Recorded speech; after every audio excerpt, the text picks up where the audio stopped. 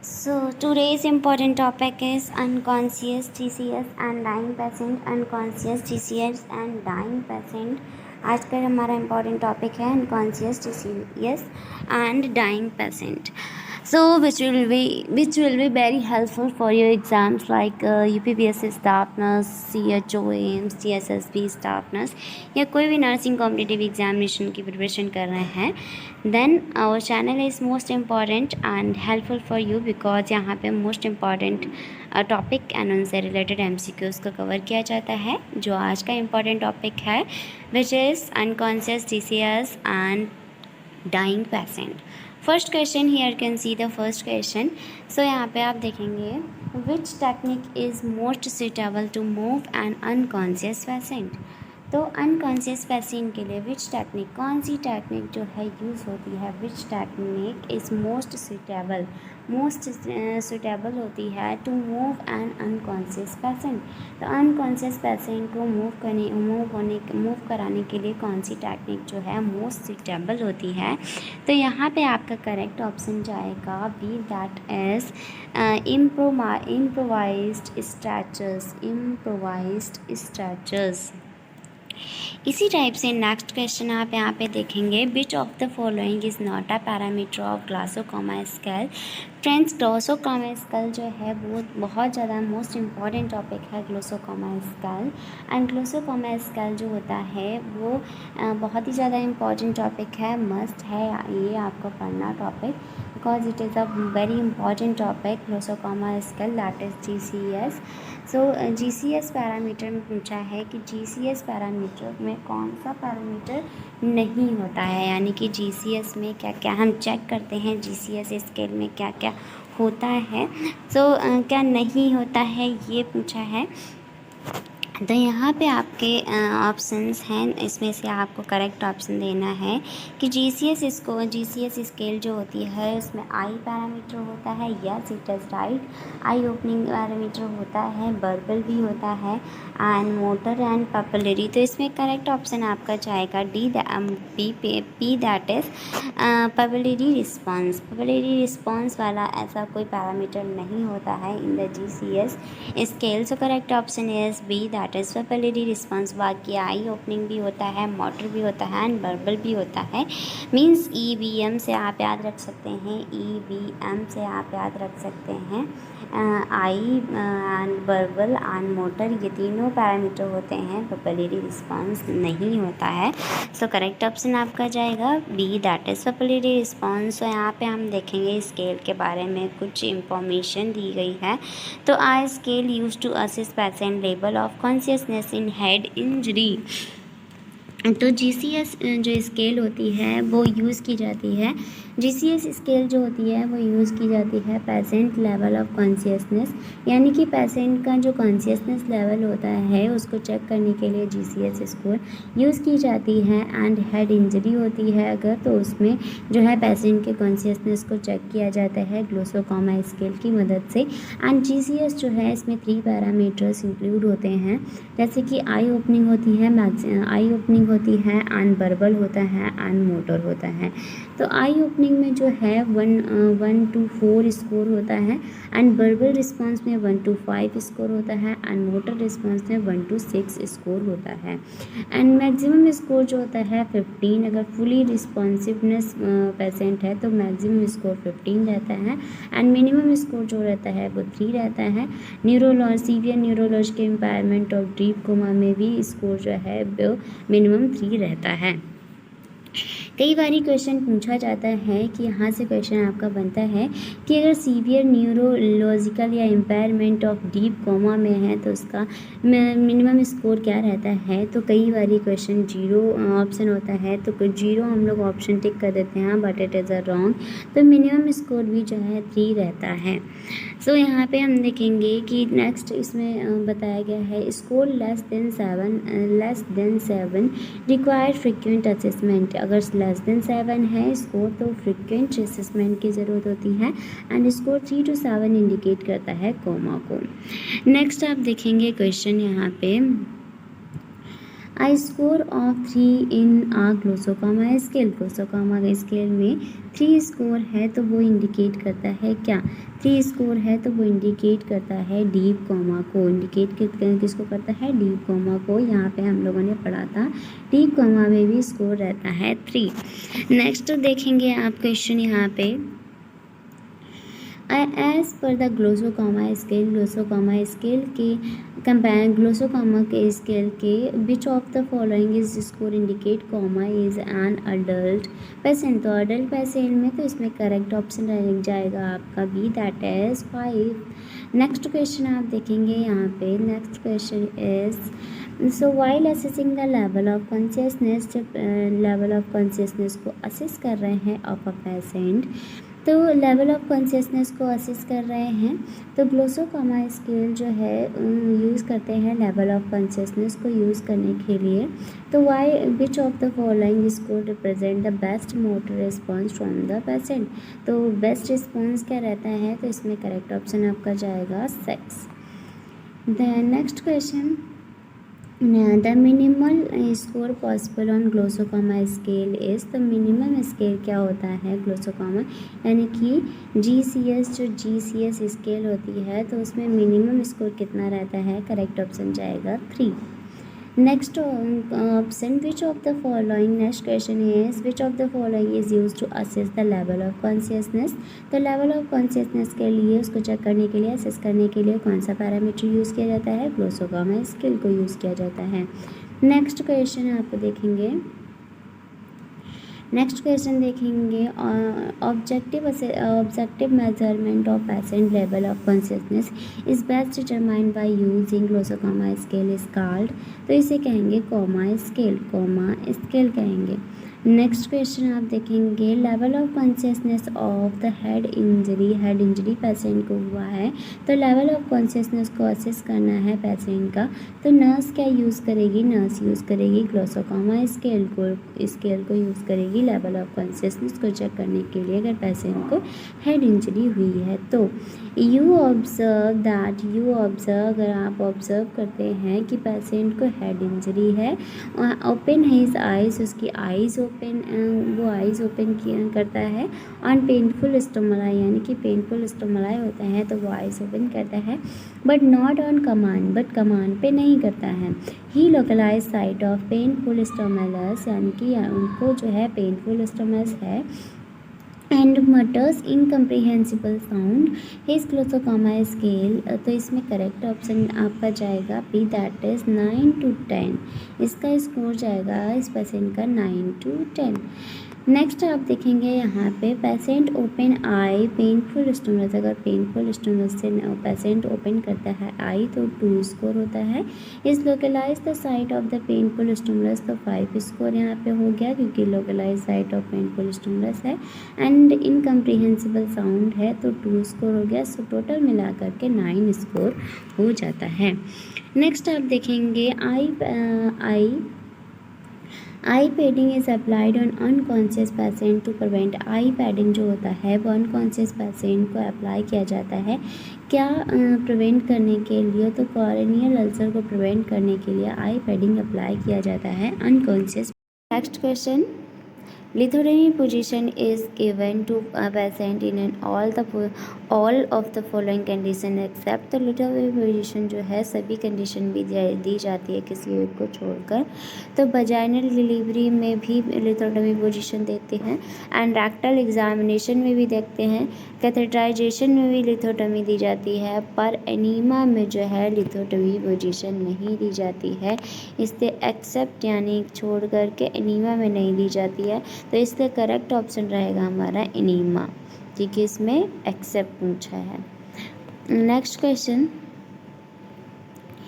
Next है during perennial operation के दौरान पेशेंट आर कीप्ड इन। तो पेरिनियल ऑपरेशन हुआ है तो पेशेंट को कैसे रखना है? रिकमेंडेड पोजीशन में रखना है, या फिर लिथोटमी पोजीशन में, या ट्रेंडलन पोजीशन में, या सिम्स पोजीशन में।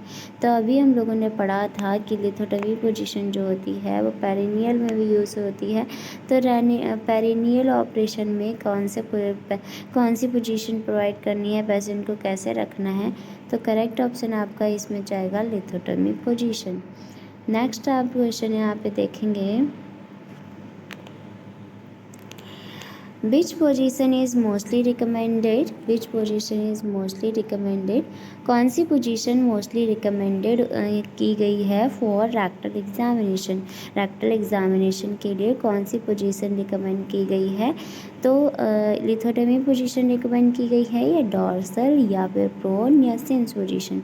तो रैक्टल एग्जामिनेशन के लिए मोस्टली रिकमेंड की गई है कौन सी? CIMS position. कौन सी? सिम्स पोजीशन जो है रैक्टल एग्जामिनेशन के लिए रिकमेंड की गई है। नेक्स्ट क्वेश्चन है आपका, how should a nurse position a patient for colonoscopy test? कौन सा टेस्ट? कोलोनोस्कोपी टेस्ट में पेशेंट की पोजीशन एक नर्स जो है वो कौन सी पेशेंट पोजीशन रहेगी कोलोनोस्कोपी में? तो नर्स को क्या ध्यान रखना है, कोलोनोस्कोपी टेस्ट के लिए पेशेंट की पोजीशन क्या होनी चाहिए? तो इसमें आपका करेक्ट ऑप्शन जाएगा, that is B, to lie the patient on her left side of the body with legs bent. To lie the patient on his or her left side रखना है of the body and legs bent. Sigmoidoscopy done in which position? तो sigmoidoscopy जो होती है कौन सी position में की जाती है? तो सिग्माइडोस्कोपी जो है यानी कि सिग्माइड कॉलम को विजुलाइज करने के लिए जो है नी चेस्ट पोजीशन होना चाहिए पेशेंट का। Next question, another name for knee chest position? तो नी चेस्ट पोजीशन के लिए अनदर नेम क्या है? नी चेस्ट पोजीशन के लिए जो है अनदर नेम क्या है? नी चेस्ट पोजीशन का अनदर नेम पूछा है, तो गैनियोपेक्टोरियल जो है नी चेस्ट पोजीशन का अदर नेम होता है। सो नेक्स्ट है प्रोन पोजीशन रिफर्स टू, तो इसमें करेक्ट ऑप्शन आपका जाएगा प्रोन पोजीशन रिफर्स टू। इसमें ट्रेंडिलनबर्ग पोजीशन में क्या होता है? ट्रेंडिलनबर्ग पोजीशन में फुट जो होते हैं, the foot end of the bed is elevated. Foot जो होते हैं bed end of the bed जो है फुट को एलिवेट करके रखा जाता है ट्रेंडिलनबर्ग पोजीशन में। Next patient is given the following position during abdominal and pelvic surgery. Nurse is given the following position, nurse को देनी चाहिए following position during abdominal and pelvic surgery. तो एब्डोमिनल सर्जरी कौन सी है? एब्डोमिनल सर्जरी है और pelvic surgery है। तो एब्डोमिनल और pelvic सर्जरी में पेशेंट को कौन सी पोजीशन देनी चाहिए? तो एब्डोमिनल एंड pelvic सर्जरी में पेशेंट को जो है ट्रेंडिलनबर्ग पोजीशन देनी चाहिए। तो हम लोगों ने अभी ये क्या पढ़ा था पीछे कि ट्रेंडिलनबर्ग पोजीशन में कैसा रहना चाहिए? तो ट्रेंडिलनबर्ग पोजीशन में जो है फुट को एंड ऑफ द बेड जो है एलिवेट होना चाहिए। फुट जो है and of bed is elevated, and of bed जो है एलिवेट होगा, जिससे फुट जो होते हैं वह एलिवेट होते हैं। तो ट्रेंडिलनबर्ग पोजीशन यूज़ कहाँ होती है? एब्डोमिनल एंड pelvic सर्जरी में ट्रेंडिलनबर्ग पोजीशन जो होती है यूज़ होती है। नेक्स्ट आप क्वेश्चन यहाँ देखेंगे, what is the correct position? क्या पूछा है? करेक्ट पोजीशन पूछी है। What is the correct position? Correct position क्या है? Correct position to maintain for patient who show sign of shock. तो करेक्ट पोजीशन पूछी है मेंटेन करने के लिए पेशेंट के लिए जिसको who show sign of shock, जिसको साइन ऑफ शॉक है यानी कि शॉक का साइन है, तो उसके लिए जो है करेक्ट पोजीशन क्या मेंटेन करनी है? करेक्ट पोजीशन मेंटेन क्या करनी है? So sign of shock. तो इसमें आपका करेक्ट ऑप्शन क्या जाएगा? करेक्ट ऑप्शन जाएगा modified Trendelenburg, modified Trendelenburg position. Next question, position used to promote, position used to promote, position used to promote impeding of gut। क्या impeding of gut, gut को impede करने के लिए position को use करना चाहिए? कौन सी पोजीशन को यूज़ करना चाहिए? तो करेक्ट ऑप्शन जाएगा आपका, correct option is reverse Trendelenburg position. impeding of gut के लिए reverse Trendelenburg position. Next, patient with dyspnoea, patient किसके साथ है? पेशेंट जो है उसको क्या है? डिस्पनिया है, डिस्पनिया है। शुड बी प्लेस्ड इन, तो उसे कैसे प्लेस्ड करना है? तो उसे प्लेस्ड करना है ऑर्थोपेनिक पोजीशन में, ऑर्थोपेनिक पोजीशन में। Next question is, next question, in order to facilitate breathing, breathing को फैसिलिटेट करने के लिए, ब्रीदिंग को फैसिलिटेट करने के लिए किसको? ब्रीदिंग को फैसिलिटेट करने के लिए वाइल रिपोजिशनिंग आ पेशेंट, जब पेशेंट को है ब्रीदिंग फैसिलिटेट करने के बाद जो है वाइल रिपोजिशनिंग आ पेशेंट, जब हम पेशेंट को रिपोजिशन कर रहे हैं विद एम्फाइजमा, पेशेंट कैसे है? विद एम्फाइजमा है। Which among the following position facilitate maximum year exchange, तो इसमें करेक्ट ऑप्शन आपका क्या जाएगा? तो इसमें करेक्ट ऑप्शन जाएगा ऑर्थोपेनिक। नेक्स्ट है आपका question, to facilitate breathing, breathing facilitate करने के लिए, ब्रीदिंग फैसिलिटेट करने के लिए of the patient following position में भी गिवन, तो इसमें correct option Fowler's position, Fowler's position, Fowler's position इसमें करेक्ट ऑप्शन जाएगा। फैसिलिटेट ब्रीदिंग, ब्रीदिंग को फैसिलिटेट करने के लिए पेशेंट की, तो इसमें कौन सी पोजीशन जानी है? तो करेक्ट ऑप्शन आपका जाएगा फॉलोअर्स पोजीशन। नेक्स्ट क्वेश्चन है आपका, which of the following position is given to a patient, कौन सी पोजीशन हम पेशेंट को देंगे विथ सीवियर ब्रीदिंग डिफ़िकल्टी, अगर बहुत ज़्यादा सीवियर ब्रीदिंग डिफ़िकल्टी हो रही है तो पेशेंट को कौन सी कंडीशन देंगे? बहुत ज़्यादा सीवियर ब्रीदिंग डिफ़िकल्टी हो रही है तो पेशेंट को कौन सी कंडीशन, कौन सी पोजीशन में रखनी है? फॉलोअर पोजीशन में रखना है। Next question, when a patient experience difficulty in breathing, when a patient experiences, जब पेशेंट एक्सपीरियंस कर रहा है डिफ़िकल्टी इन ब्रीदिंग, उसको ब्रीदिंग डिफ़िकल्टी हो रही है, the most appropriate position to place him और हर हिज, तो पेशेंट को अगर ब्रीदिंग डिफ़िकल्टी हो रही है तो उसके लिए पेशेंट की पोजीशन क्या होनी चाहिए? फॉलोअर पोजीशन में पेशेंट को रखना है अगर पेशेंट को ब्रीदिंग डिफ़िकल्टी हो रही है तो। Next question, a child is admitted to the emergency department, एक चाइल्ड जो है वो इमरजेंसी डिपार्टमेंट में एडमिट हुआ है। इमरजेंसी डिपार्टमेंट में कहाँ? इमरजेंसी डिपार्टमेंट में एक चाइल्ड जो है वो एडमिट हुआ है विद डिस्पनिया, उसको क्या है? डिस्पनिया है, रिलेटेड टू ब्रोंकोस्पाज्म, किससे? ब्रोंकोस्पाज्म से related. The nurse should place the client in which of the following position, तो नर्स को पेशेंट को कौन सी पोजीशन में रखना है? तो करेक्ट ऑप्शन इसमें जाएगा high Fowler position, high Fowler position. Next option क्या जाएगा आपका correct? High Fowler position. Next question है to give Fowler position, Fowler position देने के लिए then head end of bed is raised in, Fowler position देने के लिए हेड को एंड होना चाहिए, सो इसमें correct option 45 degree angle. Next, position should be given to a patient after lumbar puncture, तो पोजीशन जो है वो देनी चाहिए लंबार पंक्चर के दौरान। Position should be given to a patient, patient को जो है लंबार पंक्चर के बाद कौन सी पोजीशन देनी है? लंबार पंक्चर के बाद, तो इसमें करेक्ट ऑप्शन आपका जो है लंबार पंक्चर के बाद कैसी पोजीशन देनी है? फ्लैट सुपाइन पोजीशन देनी है लंबार पंक्चर के बाद।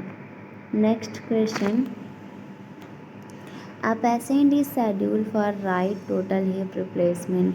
एक पेशेंट जो है राइट टोटल हिप रिप्लेसमेंट, एक पेशेंट जो है is scheduled for right total hip replacement. Right total hip replacement है उसका, यानी कि राइट टोटल हिप रिप्लेसमेंट हुआ है।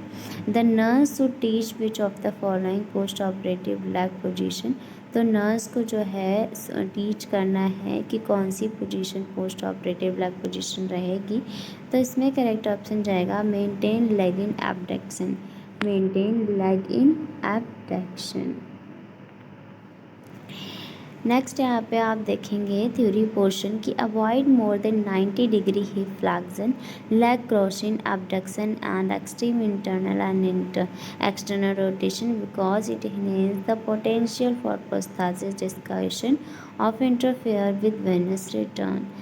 यहाँ पे आप देखेंगे next question, what should be the position of limb की पोजीशन क्या होनी चाहिए। A nurse should maintain in a client who had undergone right hip prosthesis surgery। तो कैसी राइट हिप प्रोस्थेसिस सर्जरी के बाद जो है who should be position of lymph की पोजीशन क्या होनी चाहिए। अ नर्स शुड मेंटेन, चूँकि नर्स मेंटेन करती है तो इसमें करेक्ट ऑप्शन आपको जाएगा abduction. Right hip prosthesis surgery के बाद जो है यानी राइट हिप प्रोस्थेसिस यानी रिप्लेसमेंट हुआ है तो उसके बाद जो है पोजीशन क्या होनी चाहिए पेशेंट की, तो एबडक्शन होना चाहिए। एंड नेक्स्ट क्वेश्चन देखेंगे, on the first post-operative day after a total hip replacement, on the first post-operative day after the total hip replacement के बाद जो है total hip replacement के बाद while providing bed pain, जब बेड पेन प्रोवाइड कर रहे हैं, जब बेड पेन प्रोवाइड किया जा रहा है that's the patient should be instructed to the, तो पेशेंट को इंस्ट्रक्ट क्या करना है, flex the knee on the operated leg and pulled on the trapeze, lift the pelvis. तो क्या करना है इसमें इंस्ट्रक्ट करना है flex the knee on the operated legs and pull on the trapeze to lift the pelvis. Next आप देखेंगे question, what is the recommended position. Recommended position क्या होनी चाहिए। What is the recommended position for ventilated patient. Ventilated patient के लिए जो है recommended position क्या होनी चाहिए, to prevent ventilator associated pneumonia.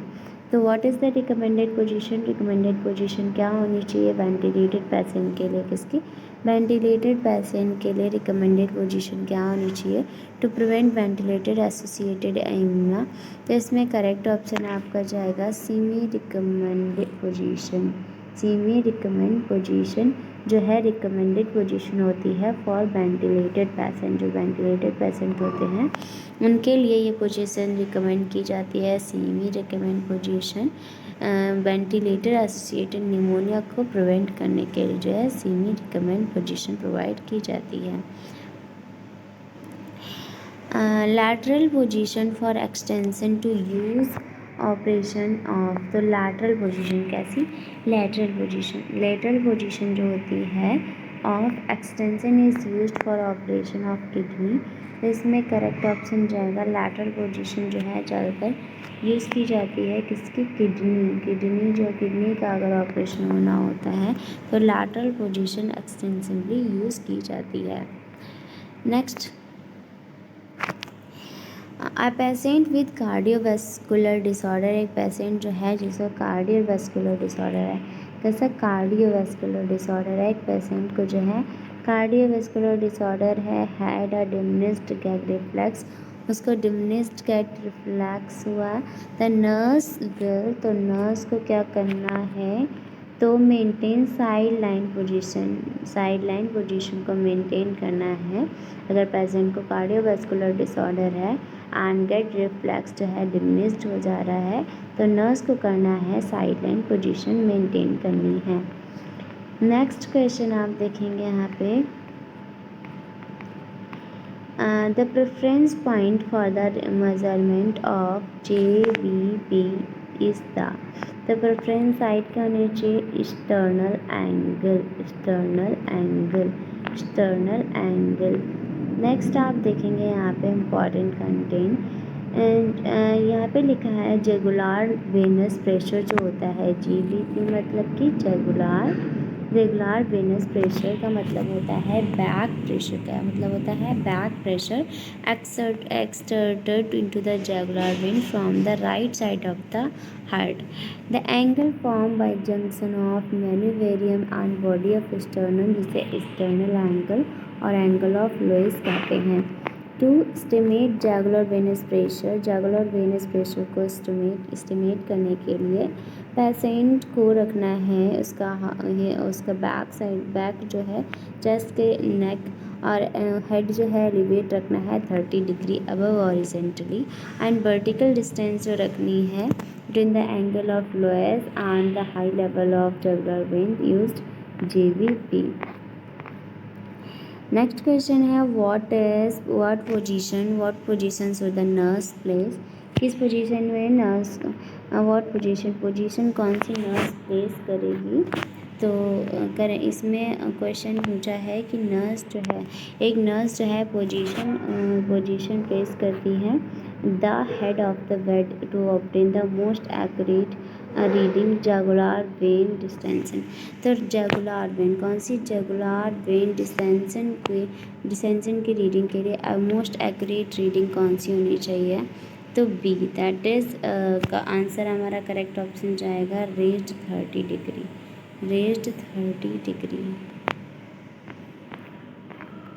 तो इस टाइप से हम लोगों ने क्वेश्चंस पढ़े हैं related to position and position से रिलेटेड जितने भी इम्पॉर्टेंट क्वेश्चंस हैं वो हम लोगों ने आज इस वीडियो में डिस्कस किए हैं। वो सभी क्वेश्चंस बहुत ही ज़्यादा इम्पॉर्टेंट हैं जो रिपीटेड हैं एंड जो बहुत ज़्यादा पूछे गए क्वेश्चंस हैं, बार बार एग्ज़ाम्स में पूछे जाते हैं, जो भी नर्सिंग कॉम्पिटिटिव एग्जामिनेशंस होते हैं।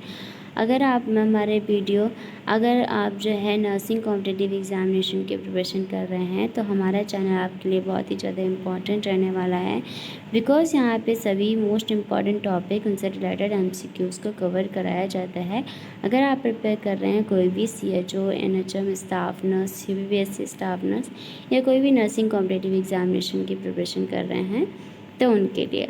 तो आज का टॉपिक हमारा आज के क्वेश्चंस कुछ इस टाइप से हम लोगों ने देखे हैं। अच्छा वीडियो अच्छा लगा हो then please like share and subscribe my channel and thank you so much for watching.